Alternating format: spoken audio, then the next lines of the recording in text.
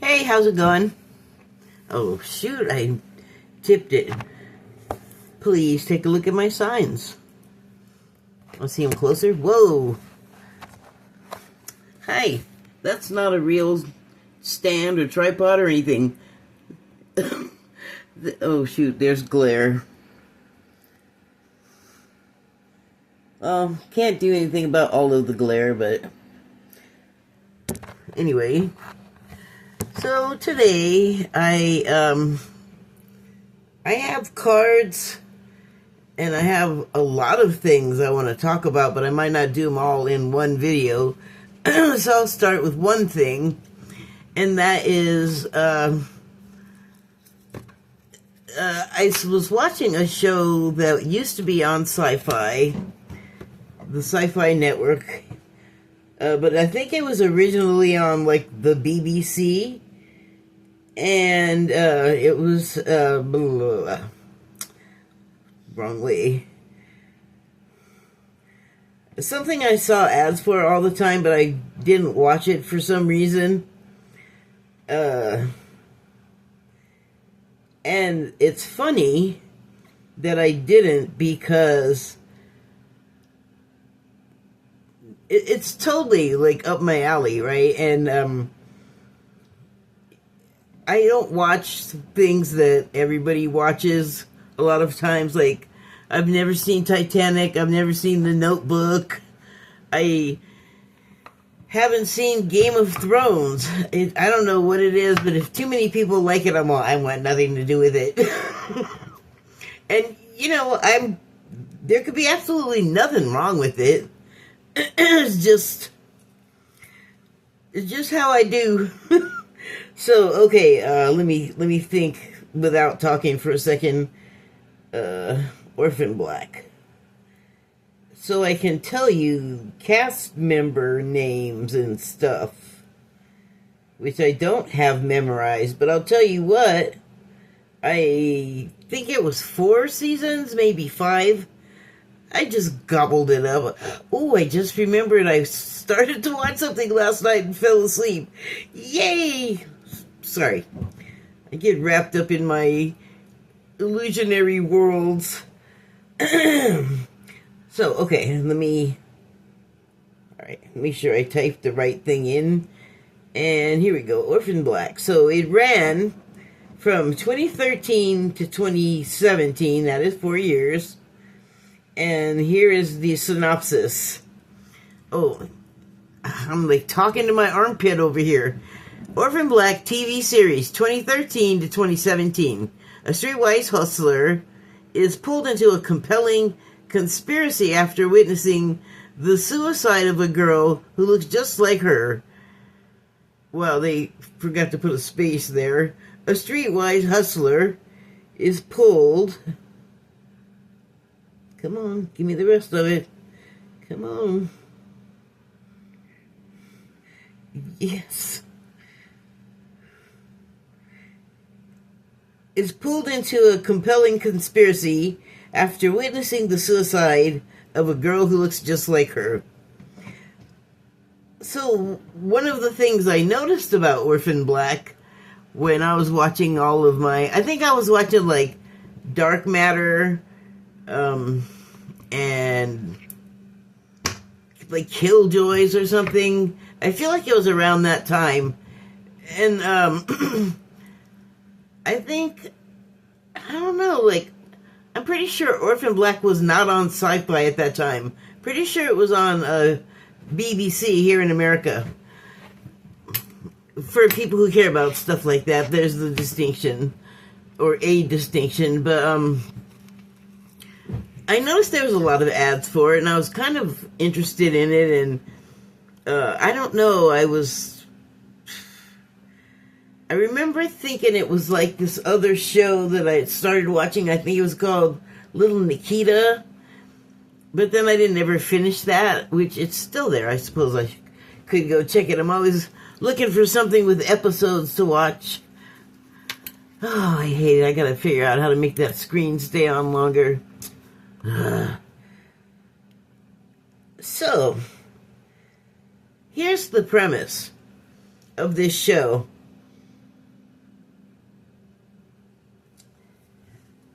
the protagonist is one woman who plays, let's see, 1, 2, 3, 4, 5, 6, maybe, I think it was 7 altogether that they had play, like, throughout the series. But the thing is, throughout the series, at some point, all of them who are played by one person are in, like, they're always in it together. Like, whatever is happening, they're all on these various threads of their... hi, can I remind you about the sign? I'm about to continue to spoil here.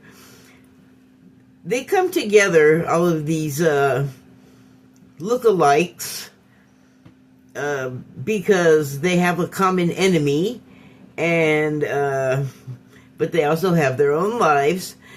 And I gotta compliment the actress. What was her name? Tatiana Maslany, I believe. Maslany, sorry. Tatiana Maslany. And she has a British accent, I think, naturally. Wow, something is clattering really hard in the background. Hold on. Can't have that. Put up a little muffle. That's better. So, she, I believe, is British, by accent? Birth? I don't know. But she has a British accent, I believe, naturally. But she did really well on, like, American accents. The only one she couldn't really do, I think, was a Southern accent. That's okay. I don't think I can do any... No, nobody told you to do all that. I don't think I could do any British accents. So, good on her. She probably trained for it. She sings and she dances. They have her doing martial arts. This show won an Emmy, so that's like kind of unheard of for a sci-fi. A nighttime Emmy, I think, or primetime Emmy. The distinctions, you gotta name them, I guess. So, what do I want to say about it? Well, as far as the show itself is concerned, it's got action, it's got your hand-to-hand combat, it has intrigue, it has time travel in the form of flashbacks. There were enough interesting puzzles that had a beginning and a middle and an end, actually. So much more than so many shows like Lost, for instance, which is another one I've never seen. But from what I understand, it just starts out mysterious, becomes cryptic, and then turns into incomprehensible, like nobody even knows really what happened. Throughout the whole show, it was another one of those things that runs into, like, dead ends and sort of, like, peters out because they don't know what to do. Like, storylines just sort of start off and go, oh, well, maybe not. And, I don't know, die. They turn around and start doing something else. From what I understand, it just became, it wasn't even worth watching anymore, I guess. But, the diehards stuck with it. It was totally in the press. It was like, it could have been a person. It could have been, I'm going to date myself here. I love saying that. It could have been Elizabeth Taylor. There was a lot of drama in her life, if you don't know. But anyway, and no TMZ to catch it all. What a tragedy. Why did that give me chills? Who is responding? Well, I guess it would be Elizabeth Taylor. I did invoke her name. Let's see if I have any more chills on. Oh, got another chill there. Okay, so, hi, Elizabeth Taylor. Join us. But anyway, so the young lady, along with the accents, she plays Severin. God, love those fake teeth. She plays 7 different people. Oh, I just thought of something funny. I'm going to interrupt myself and trail off and maybe forget what I was saying before, but speaking of 7, I was doing one of those YouTube polls that come up along the way, or maybe it was a poll on a Star Trek channel, but the question was, do a mashup of 2 Star Trek crew members from any Star Trek. And people came up with a lot of different names. I don't remember any of the rest of them because I don't care. I just thought mine was funny. I had 7 Nakote. So Chakotay and 7 Nakote. Oh well. I guess you had to be me being better. Anyway, see if I can get back to what I was talking about. Ah, yes, the actress with the range. So I was very impressed with her. And then I also started to notice her name as an executive producer.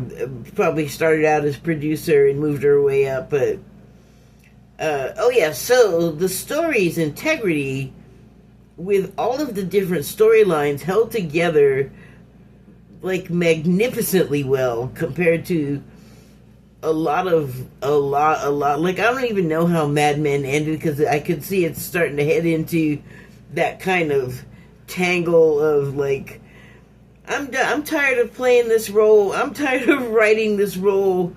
We're tired of paying the actors for those roles. Like, it just kind of started to concave into itself. Anyway, it's not good. Also, for the viewer, it's a terrible user experience because you're just like, well, wait a minute. What happened to the storyline that was good that went da-da-da-da-da, but it just didn't go anywhere because choose any or all of the above from what I was saying. Wait, 12. So anyway, get it together. Oh yes. All props to the show. I think that's all I wanted to say about like the sort of technical show aspects or whatever.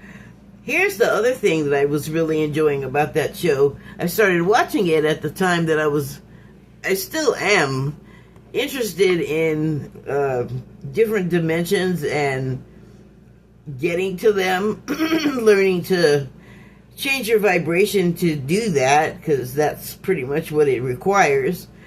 And then also, it made me think of,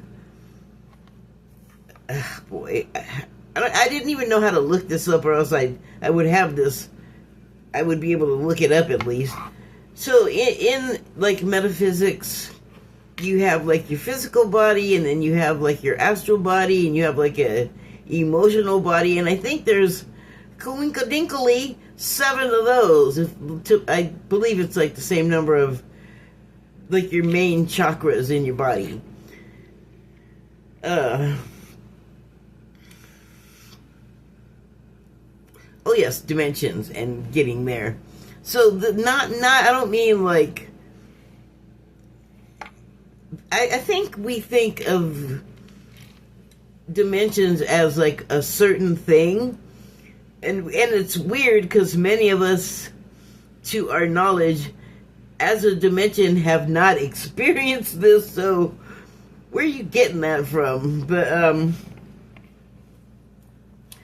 when I'm talking about, you know, going to other dimensions, I mean something like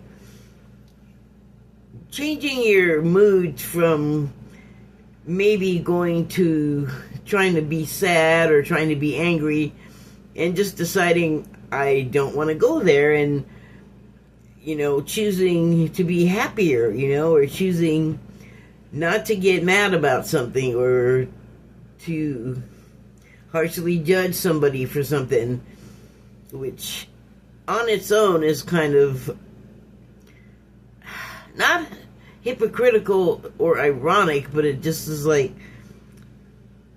what are you doing? You might as well, I mean, 12, and those 2 numbers represent a mirroring, like, of yourself, of the situation. Funny that it came up right before I started talking about that. So, I feel like you can change your dimension in the way I was just saying, by changing your mood and deciding to change your mood. I think that's when you start to have a little bit more of agency with your ability to do that, like to change your mood, like for a significant amount of time to maintain the higher vibration. And so,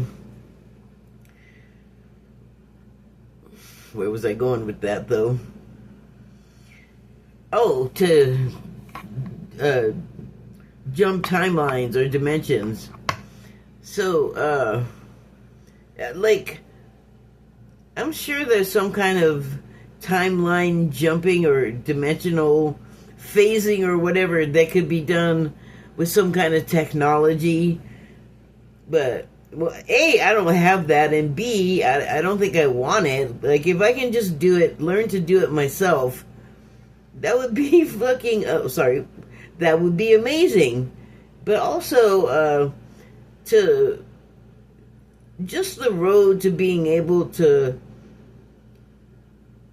get ready to do that, to train yourself to do that, that's not like an empty journey. But like a lot would happen between like the time you decide from where you start to taking the first step and then going through the experience and like reaching the end and starting a new interest or cycle or whatever. So it's not like you would just shoot through a pneumatic tube and nothing would happen along the way.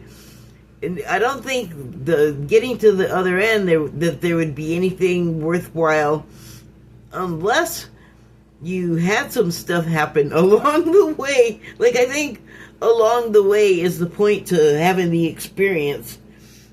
You know, like there's a start, a middle, and a finish. Otherwise, you're not getting the full experience, or any, if you're, you know, in a tube and not able to even do anything hardly but breathe and be squished. It's a metaphor. So,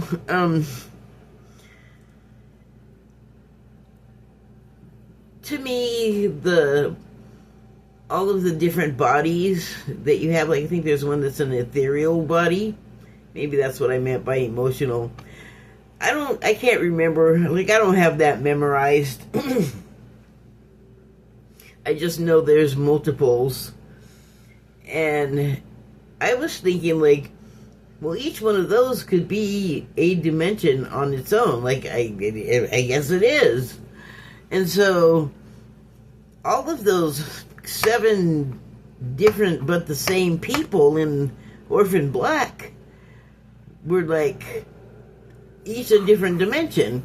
And it was just so like synchronous that happened when my mind was really, well, my mind is always on it, but that kind of like accelerated, you know, my thinking about it, made me want to think about it more, gave me more of a foothold to think about it with, because, you know, you're sitting there and you're watching this show, and like I said, each different person that this actor was playing had their own life and their own background. And I mean, I think this show must have cost, even though they had like one actor playing multiple roles, and I think it's filmed in Canada, and you can kind of tell they don't really, they don't actively for real travel anywhere, but it's absorbing enough where you can like factor in your own imagination for those parts.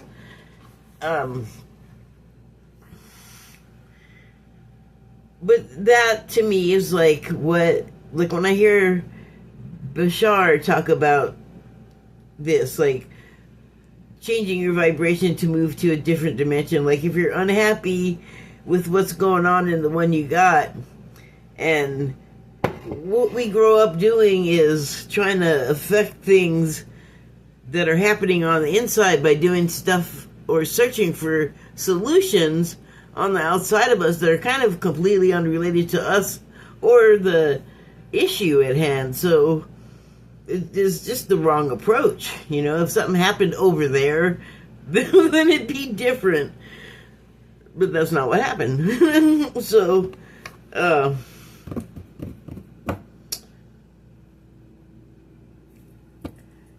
yeah. All of those things, it was just like such a perfect package that they came together. And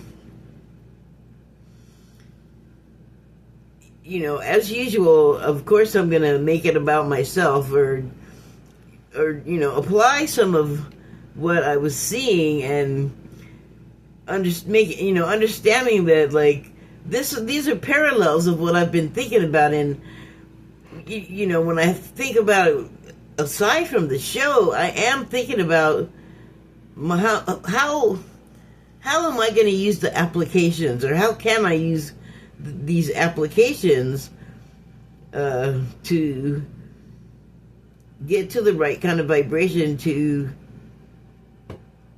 change dimensions any kind of way. Like I have talked about wanting to do something like the Flash can do, you know, like stick your hand vibrationally into solid matter, because your vibrational has rearranged the atomic structure or whatever's happening there. I want to do that. Like, I think that's so cool. That's it. That's the only reason I want to do it. Well, you know, like, if you raise your vibration that high, according to the teachings, a lot of stuff that you have that sort of plague us and make our lives unhappy and unpleasant are that way because of, you know, we're in the vibration of that, but we also are the ones that have the free will to decide that we don't want to be there anymore. So there are many reasons, especially because there's so many people and they would have each their own reasons. So there's a lot, but there are many reasons that people would have for being where there are, being where they are, being where there are. Where there are what? Free beers! For being where they are. Like, like they're on their own page, and it's their page to read and write. It's really not... We got our own pages to worry about, you know? And it just sort of came at a time where I was beginning to understand some things about consciousness and how I'm living my life with it, and that's not just by itself. Like, I think along with that goes intent and context. So it's kind of like playing drums. Like your body in this case is doing the equivalent of what your body does. Your mind is doing the equivalent of what your body does when you play drums, which is each limb has its own rhythmic mission.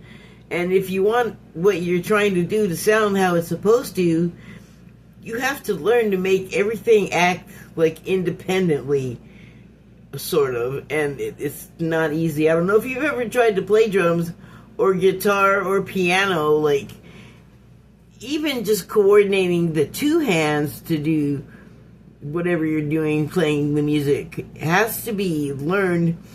But what you do have is an innate ability to make a physical translation from what your mind hears to what your body can learn to do.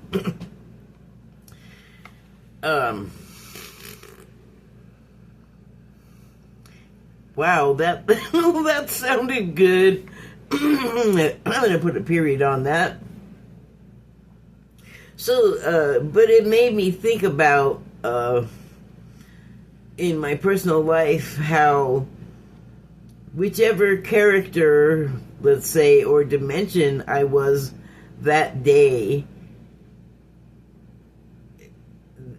it's almost, well, it's not almost like this, because what I just said, like, it sounds like the character that you might be from day to day is not set in stone.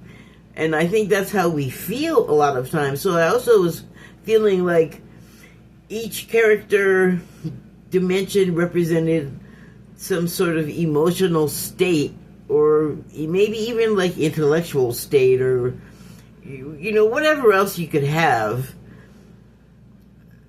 a psychological state, like all of the things that affect you, and all of the things that affect you that are, by the way, sort of consolidated also in reality and in the metaphor, if you know what I'm trying to say. It feels like it's getting a little tangled, so I'll just stop and take a drink. Hold on.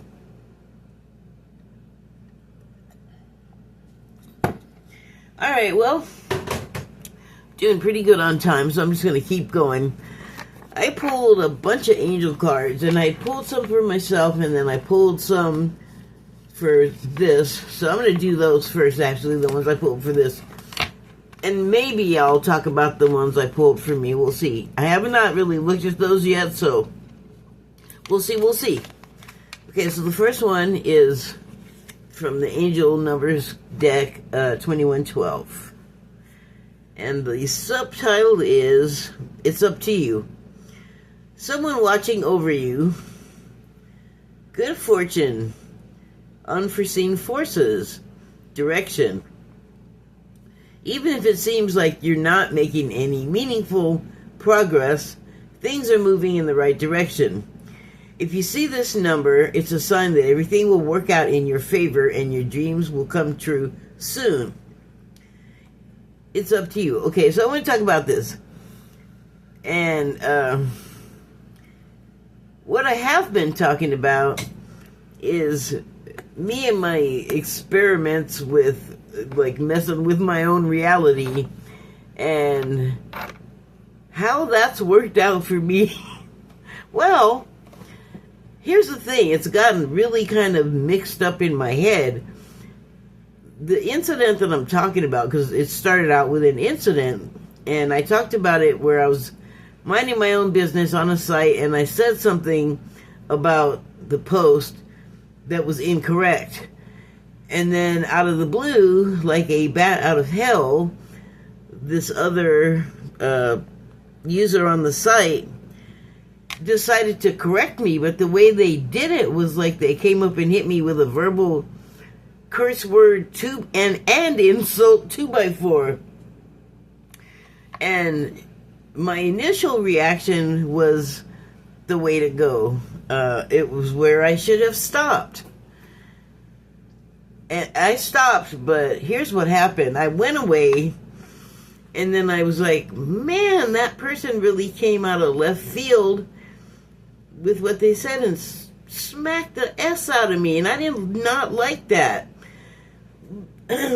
Part of what I feel like I'm doing personally right now is I'm learning about Mary Magdalene and Lilith and Sophia and all kinds of, I guess, theosophical, boy, I don't know, quantum, mystical information about that stuff. And so what is happening is, for me, is what I felt throughout my whole life is somebody always shushing me, stopping me from speaking my mind, saying what I was saying was somehow like just didn't have something good or positive, positive or supportive to say about it. From, like, since I started talking as a young child, and it was probably a lot, probably made people irritated and annoyed, but it also made them tell me to shut up a lot. And it wasn't just at home, it was like you grow up and everywhere you go. Now, I have learned as an adult that I have had a propensity for saying something a little too blunt for people, like, all the time without meaning to. But I'm certainly not, like, let me say the most incisive thing I can say to my friend or to, a business associate or something like that. Like, I mean, think about it, people. I know people try to sabotage. I hope that I'm not like a Roger Smith, right? So,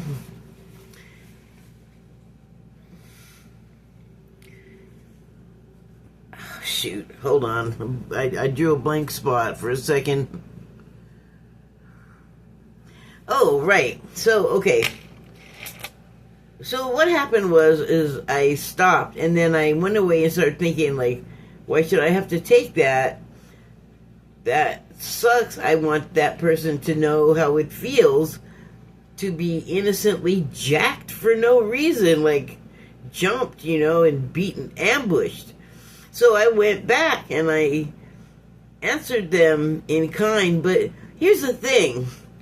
I was never mad. I was like shocked and stunned, but I just felt like, whoa, that is like what you just said to me is crazy. Like, I was not even like I was laughing. I was absolutely laughing. And so I went away, but I was kind of like a whooped dog, and I was like, I don't have to feel it. I don't have to take that. So I went back, and I was like, yeah, I'm gonna give her back what she gave me.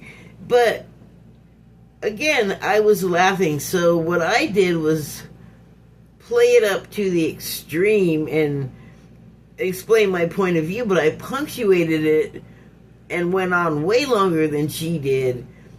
But I punctuated it the way she did, with insults and name calling, but I just made it ridiculous. Although other people looking on, except for I found out a couple absolutely got it because they were doing it too, like answering other people the same way when they're being stupid to them. And so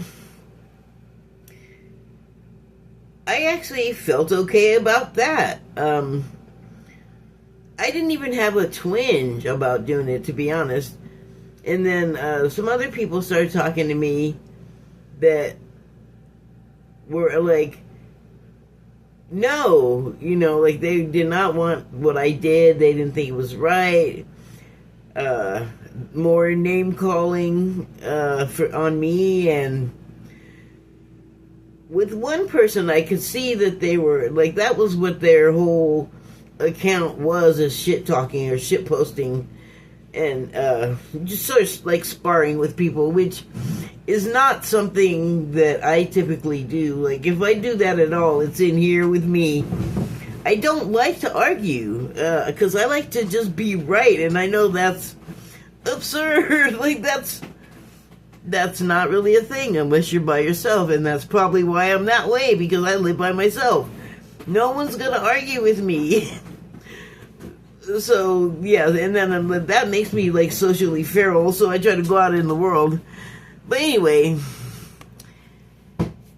I have to remember that even though there were sort of ripples from what I said, because I didn't really realize, like, just how many people were paying attention. Like, I just feel like always that person that nobody wants to listen to, and she's gone, and people are listening. So I have to, it's up to me to pay a little bit more attention. Because I didn't and don't, because it's still going on. I mean, this took place 4 and 5 days ago, and people are still opining on the matter, which is completely fine. It is a public, open site. My stuff's public. That's the way I want it. But also, I feel like I was having an argument with this person because they started one with me. And I didn't try to, like, you start yelling at everybody else who was just around, because fuck you. Like, that's not at all me. I don't, like, do arguing with people. I just, if it's not gonna just be like a amiable conversation, I'm not gonna be having the conversation. Like, I'll just get out. So other people started having things to say, and they still have things to say, and I am feeling like okay, we're all adults here. I don't need you coming along and like telling me how I should have acted. And I don't know why anyone is doing that at all. Okay, because my thing is we're all supposed to be adults and we're supposed to mind our own business, okay? When you have an argument in reality, say you're in a restaurant and the person at the next table lashes out at you and you're arguing with them, or the person at your table lashes out with you and starts arguing with you, is it appropriate, and would you ever walk up and stick your face in the middle of somebody's argument? Like, who are you? It's not your place. Fuck off. Get out of here. And that's how I feel on the social media site. So I don't care if it's public and it's the format it is. The same rules apply. Nobody had to come along and say anything. It's not like either of us were overpowering the other and needed rescuing. And here's where it comes in, the lesson part comes into play for me.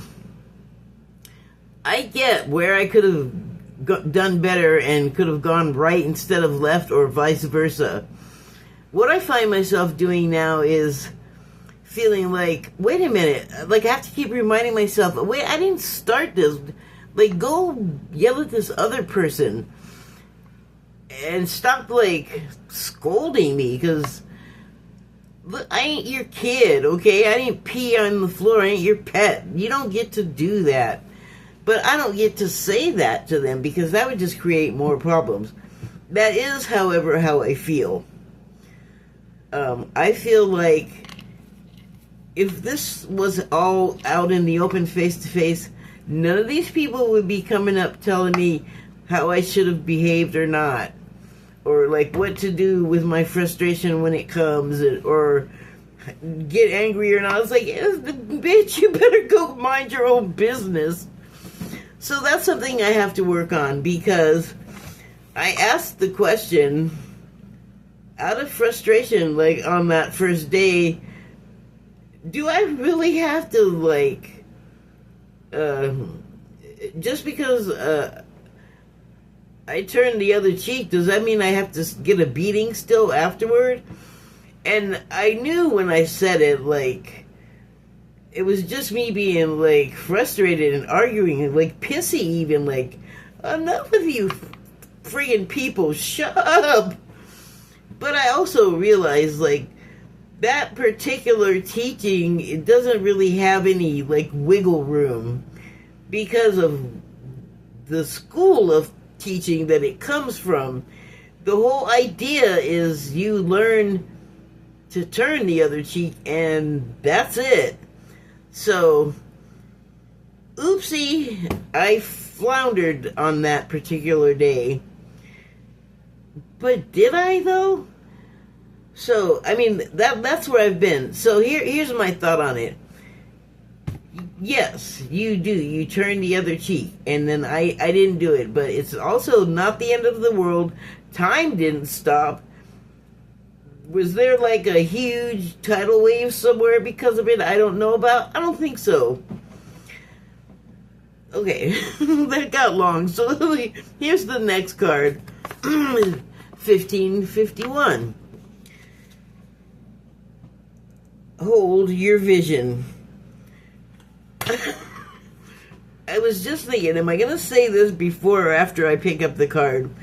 So what I was going to say, here's the card, 1551.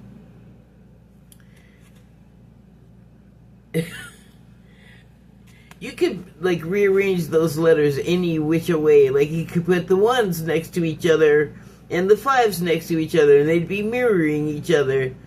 But then you got, like, the fives in the middle, and the ones are, I guess they're still mirroring each other, but there's, like, obstruction of fives in the way.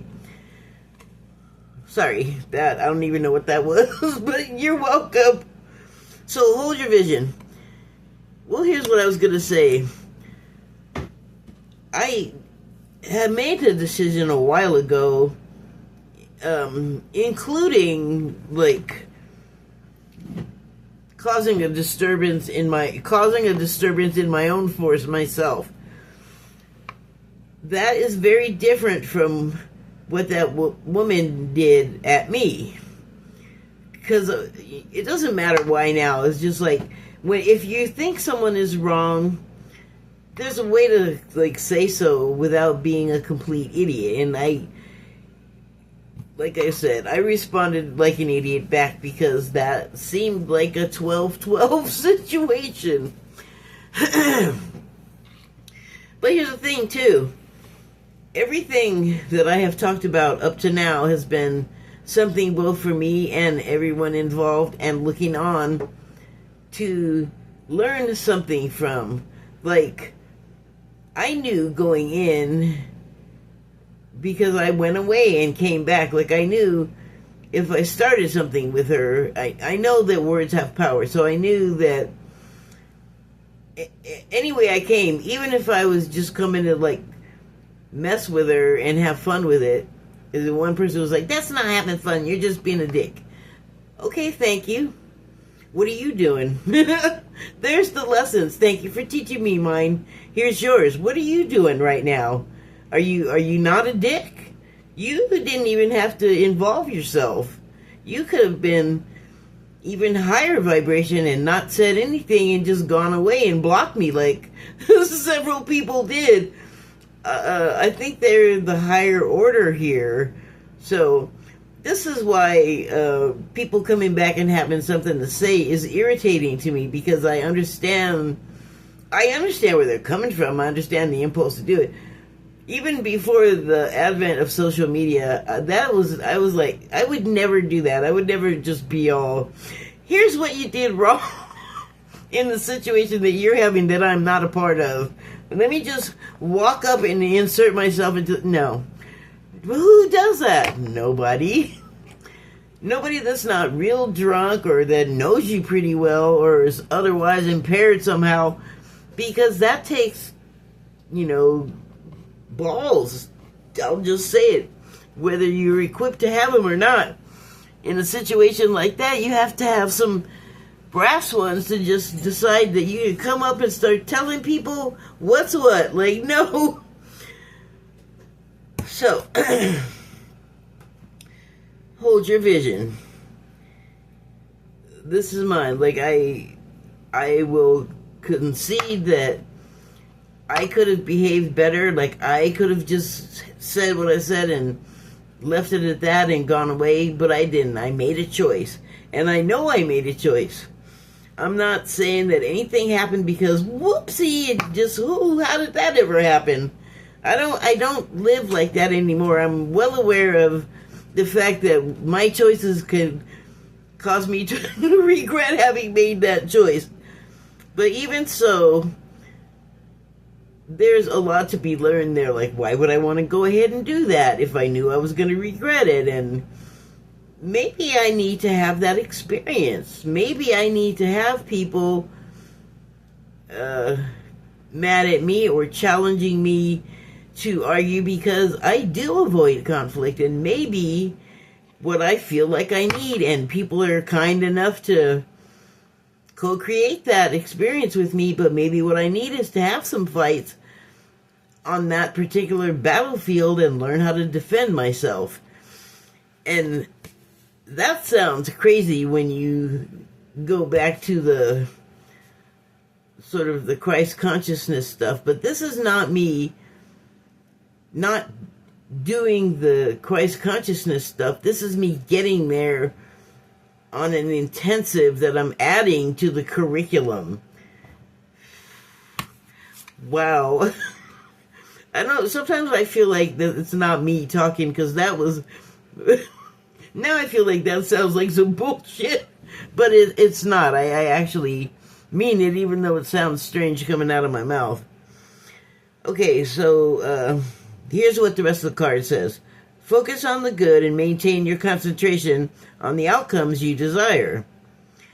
Well, I just talked about that. Apparently, I wanted to have these particular outcomes. I just talked about it. It's time to put your faith and time into your ideas and pursue your goals with all your might. Despite condemnations and comments and opines, no thank you very much. You have such a beautiful, courageous, and brave spirit. Well, let me just put my neck on the chopping block. But thank you. I know that was dramatic. Okay, next card is the 999 card. Okay, so I'm gonna look at the Joanne angel numbers. Oh, shoot, it's not on that phone. Why do I always do that? But I am gonna look at Joanne angel numbers for 999 because what I was gonna do to start with was to go through each of these cards and see how they compared to the Joanne Angel Numbers website, which, oh wow, I accidentally got onto this. I didn't make it, for some reason it only got Joanne. Maybe I didn't type maybe I didn't type in the rest, but it says in the AI overview, which this is unprompted because this is not what I wanted, but it says Joanne can refer to a female name given of Hebrew origin meaning God is precious. Okay, never mind. It doesn't mean anything. I mean, it does, but it's not pertinent to what I'm talking about. Angel. There it is. The index. Alright, let me quickly find it.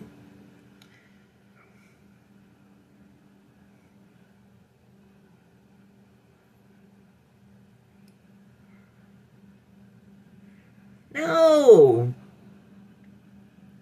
Oh. Thought I hit the wrong thing with my sausage fingers. Okay, so angel number 999 brings a message that certain aspects of your life are coming to a close, and or an important phase or cycle is ending. Well, I know I certainly have been feeling like that, and it's not just me on that. I feel like, well, certainly things are changing, which means something ended and something new is beginning.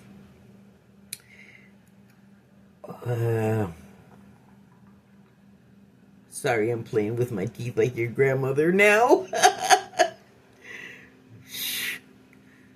Trying to find my place. Trust that this is happening for karmic reasons, which will become evident in the very near future. I've been getting those kinds of messages left and right, like personally and general public, you know, that something is about to happen.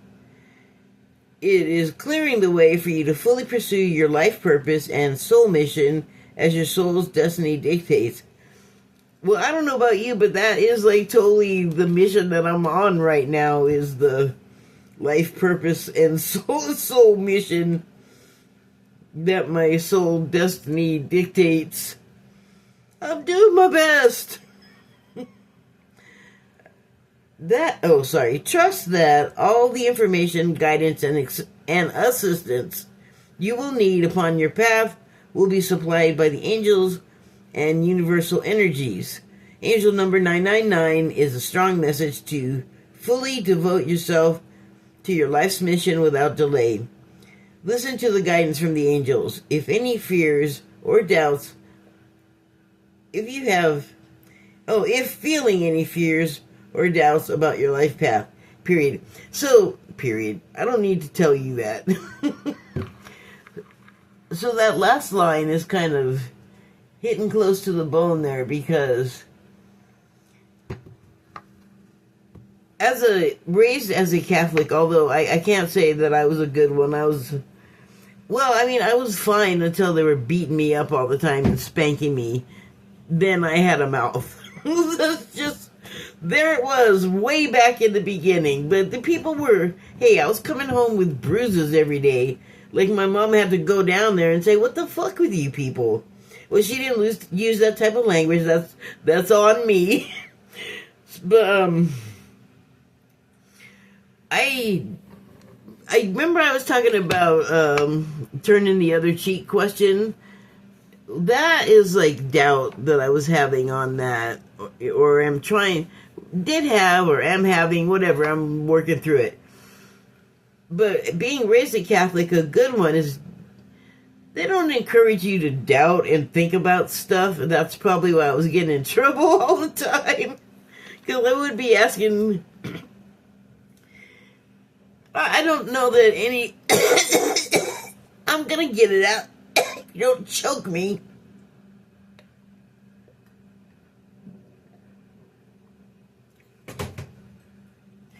I didn't get this until pretty far advanced adulthood. So I find it hard to believe that many of the other kids were getting this stuff. But a lot of the stuff they tell you in, like,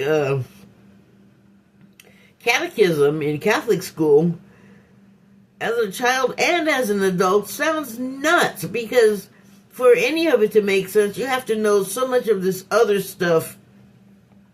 And I just started getting to it 10 years ago. Not all of it, but some of it. Because some stuff I just learned, like, just random stuff. It's like, that I learned sometime, you don't even remember when, that it's like, oh wow, that, like, really applies to this other thing about mysticism that I'm learning now, or whatever the spiritual avenue I happen to be pursuing at any given time. So, the subtitle on the 999 card is release. So, yes, until you're done with your final exam, you're pretty much clenching. Although this pursuit can have you clenching and unclenching a lot. It's pretty exciting, in my opinion. It reads, your current circumstances are ending, so you might take advantage of better ones. I've been talking about that for a while now. Your current circumstances are ending. They're currently caving in all around us. So you might take advantage of better ones. If you're experiencing a significant change or conclusion, viewing your life as a series of cycles or chapters may be helpful. How can you make room for something new to emerge? I don't know who Robin is, but I just heard, sit off to the side, Robin, and watch. Robin of Batman and. Okay. So you get over there and watch. You observe, Robin. How can you make room for something new to emerge? Well, I just got my hair oil treatment on my tarot card, or oracle card. Hold on here. Well, you don't have to hold on.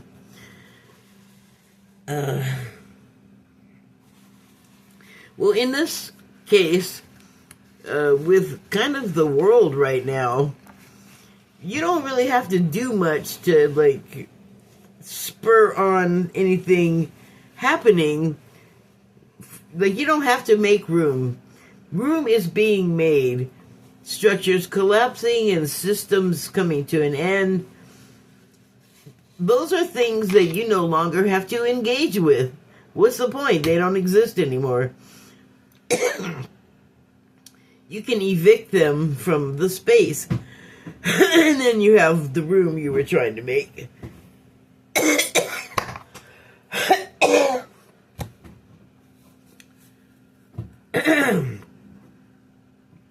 Next card is, basically it's 11, which is a master number.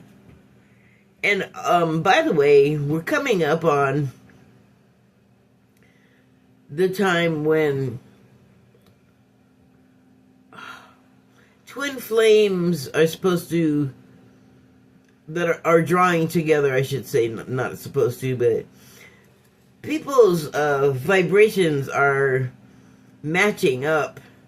And it's interesting that there's a time of year for it, and it's also happening at a time that's known on social media that I just learned about like 2 years ago, called cupping season, where people partner up. It's almost like nesting without the pregnancy is what it sounds like. Pre-nesting? Could be. I mean, it is the twin flame thing it's not really a romantic thing, although there is a romance involved.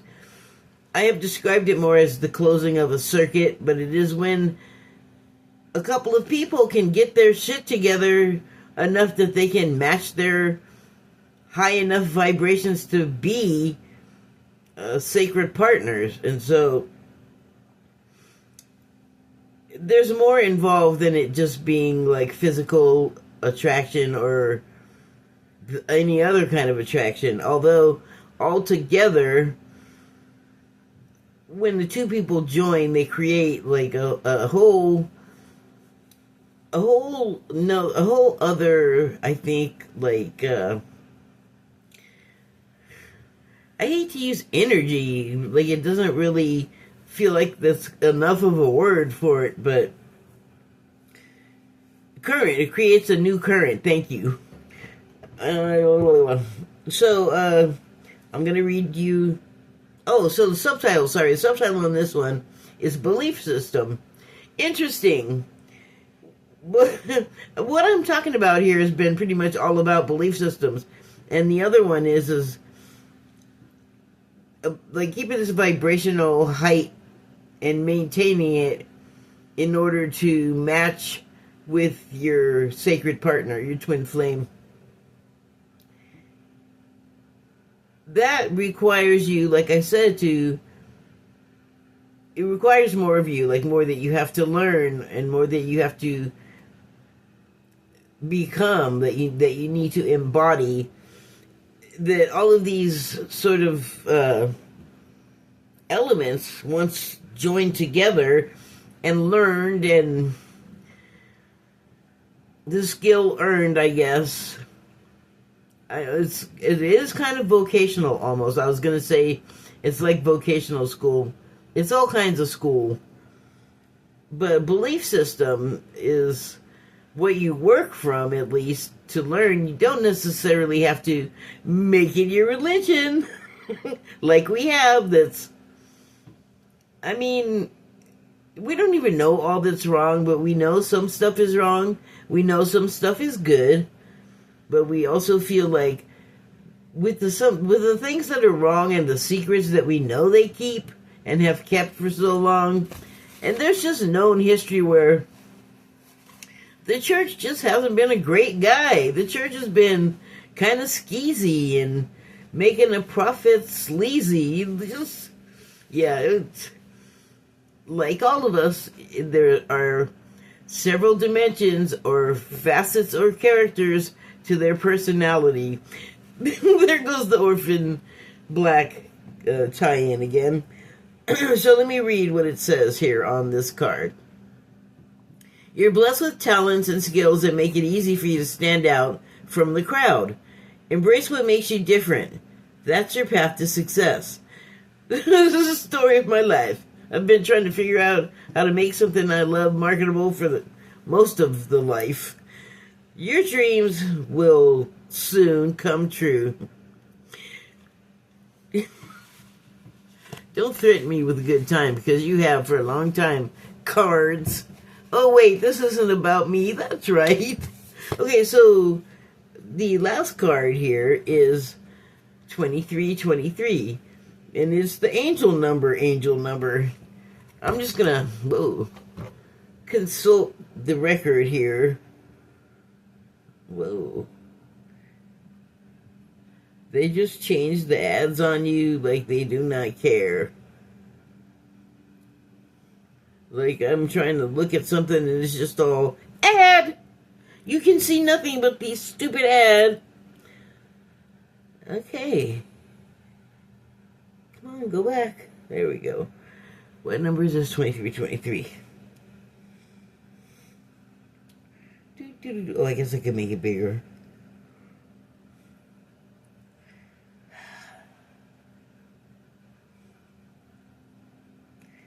Get ready. Here it comes. That's not it. Darn it. You don't give me a reverse on this? You punk ass. Alright, let me go back to the index. If you're going to be like that, let's try this again. Make it big.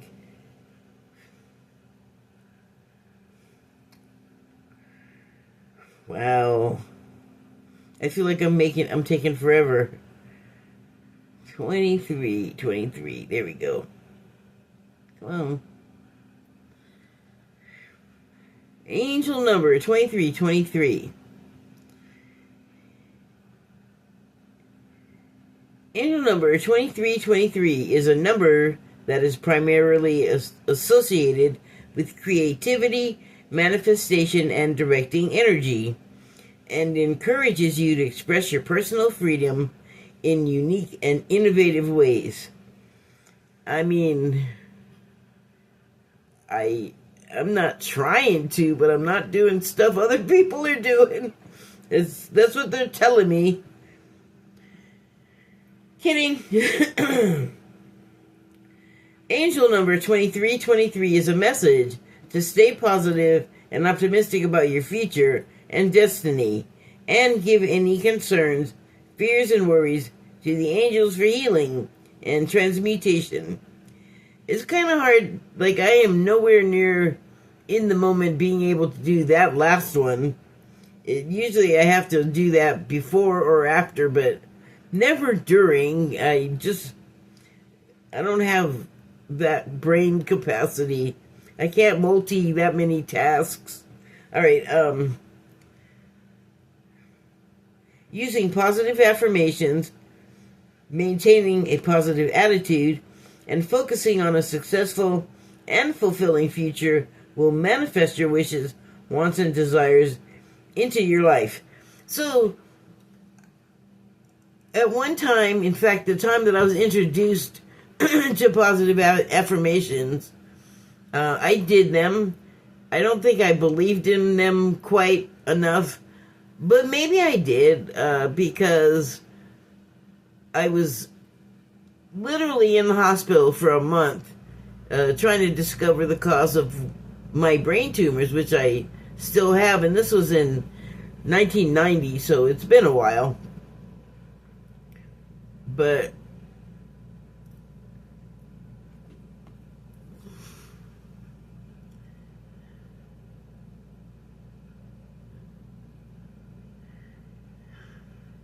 what was I going to say about angels? Something about the 2023. Maybe it must be on here. Unlock.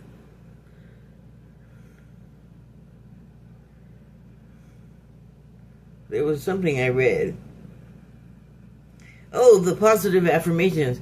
So, I used them at that time. A friend brought me a cassette tape of Louise Hay, and I listened to it, and I just don't think I was ready to receive what it was offering, because it's kind of a big deal to be 26 and find yourself completely paralyzed on one side because you got brain tumors, and they're so far in your brain that they're sitting on the top of your spinal column and cannot be removed. So, most of this I learned after the fact, after that month-long hospital stay, where basically what they did was diagnose me, give me no kind of pain medication at all, which I don't know why they were like that, because I'd be up for like a week at a time, never sleeping a wink, and they never even offered me a Valium except for when they were doing a spinal tap on me, and I was like, that's not a pain pill. And it didn't. I was a drug taker, like one Valium of 5 milligrams. That would do nothing now, and I don't take those kind of drugs for over like 20 years. Like, I haven't taken them in a long time. I don't think a 5 milligram Valium would do anything to me today. Anyway, I'm all mad still. Give me drugs, that hurt. Everything hurt. Well, you do expect to go to a hospital and get relief for your pain, and they were like, "Oh, we're not doing that." So I'm glad I am not there anymore. I'm glad that when I did get here, going on 30 years ago now. Although, well, yeah, I guess it was that long ago. Whatever. When I got to the town that I live in now here, I got my new doctor, and the first thing he said was, "I don't see any pain medication on here. They didn't give you pain medication?" And I'm like, "No." And I'm looking at his medical degrees, and I'm like, "You got your degrees in California. You know they don't give drugs." And he's like, "You know what? I've been here too long. I forgot." The first visit, he was like, "Here, have drugs." It was a medical necessity, which I will be eternally grateful to the man for, but I have since weaned myself off of them. But I was ever so grateful to have them at the time. Okay, so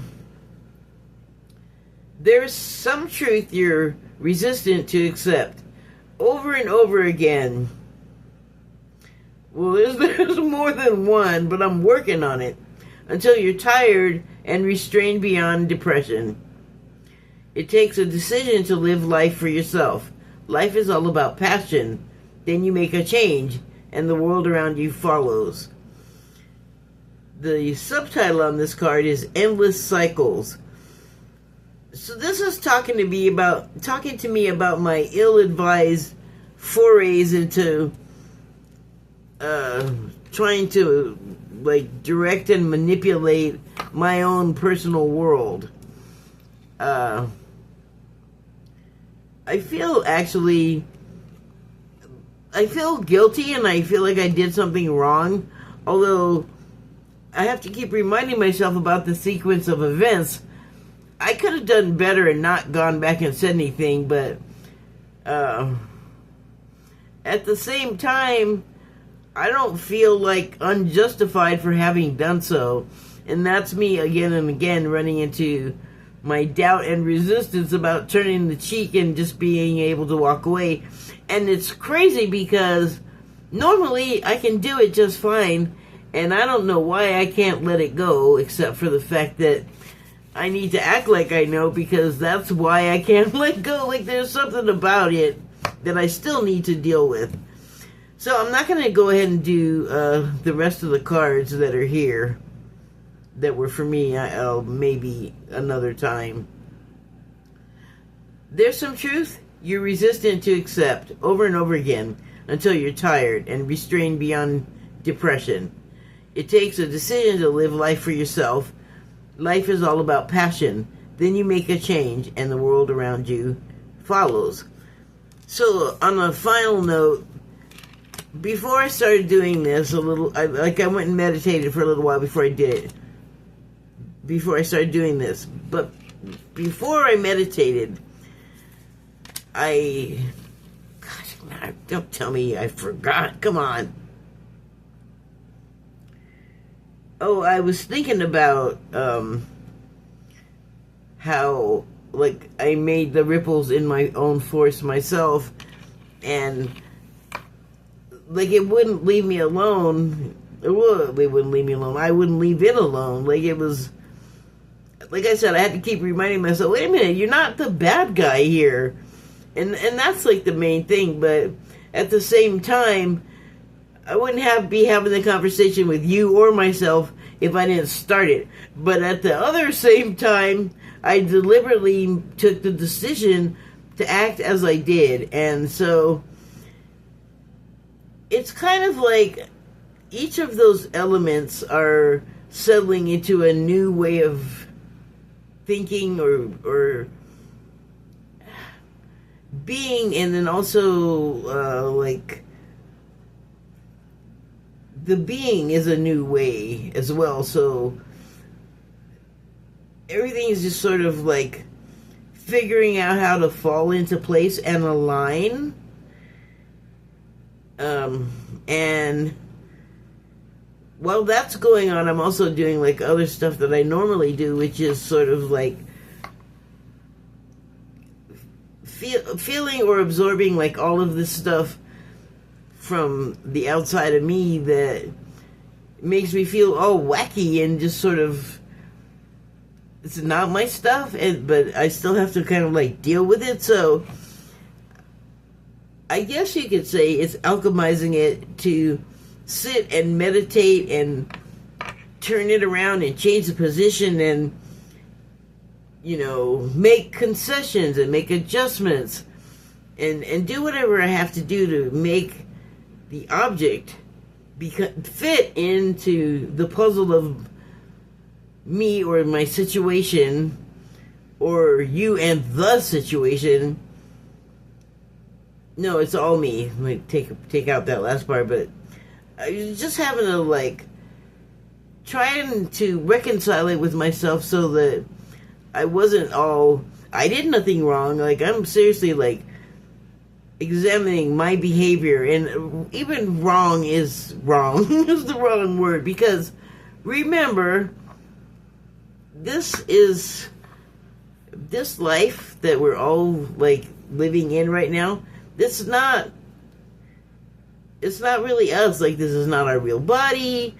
This is not how we really are. We're here, you know, we're born to this place to live out these lives, but there's so much more significant than we even realize until we go through all these steps and stages of understanding and raising our vibration, and in turn our consciousness, that, you know, we gather and gain more information that we add to, and that is, like, that ends up being keys to open the doors to the new steps of the learning what we're doing. Now I'm just sounding like I'm rambling, and it's long enough. So that's it for now. Thank you and good night.